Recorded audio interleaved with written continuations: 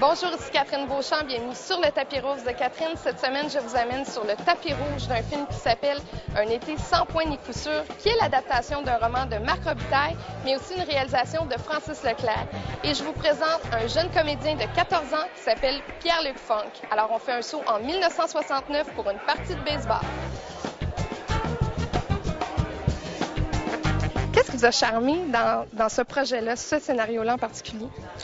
Bien, d'abord, c'est un livre de Marc Robitaille qui l'a adapté lui-même. Donc, ce qui m'a séduit, c'est avant l'époque, puis avant les expos, c'est la relation père-fils entre un père un peu dépassé par les événements, par la présence de son fils qui va à tout prix faire une équipe A cet été-là.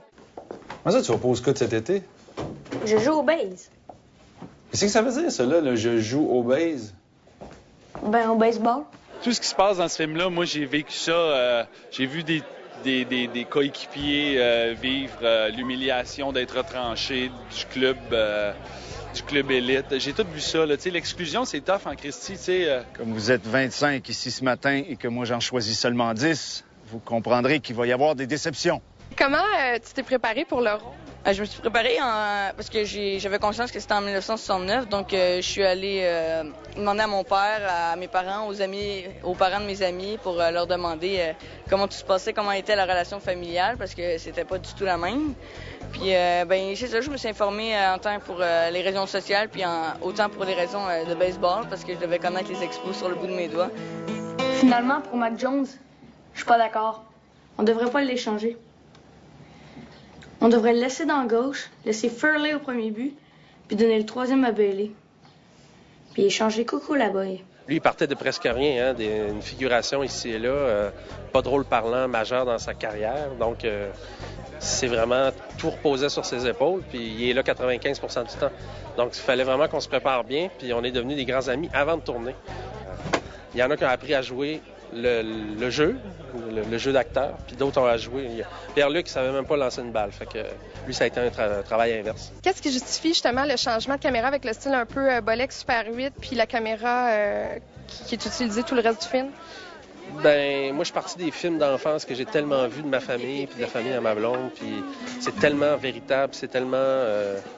Tu peux pas inventer ces images-là, sauf si tu reprends les mêmes caméras puis tu les mets dans les mêmes conditions de tournage, puis tu t'improvises avec les enfants. Il y a beaucoup d'entraînement de baseball dans le film, puis c'était facile de les faire courir avec Patrice ou Roy, puis de courir après avec une petite caméra qui prend pas de place, comme les pères le faisaient en 69. Dans ce temps-là, ça te prend juste ton directeur photo, toi, les comédiens. Souvent, on faisait ça à l'heure du midi pendant que tout le monde mangeait.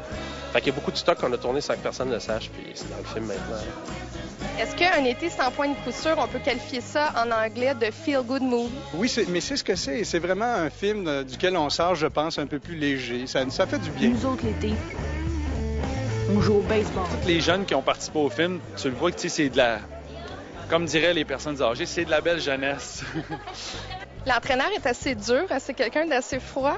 Est-ce qu'il y a une partie de Roy Dupuis dans l'entraîneur? J'espère que non.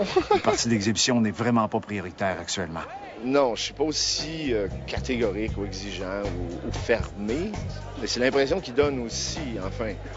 Il est peut-être fou comme la menthe quand il rentre chez eux, là. Mais en tant que coach, par exemple, il prend son rôle au sérieux. Ça, c'est sûr. Un été sans point ni coup sûr, c'est une histoire simple, mais tout se joue dans les détails, dans la réalisation, dans la direction artistique.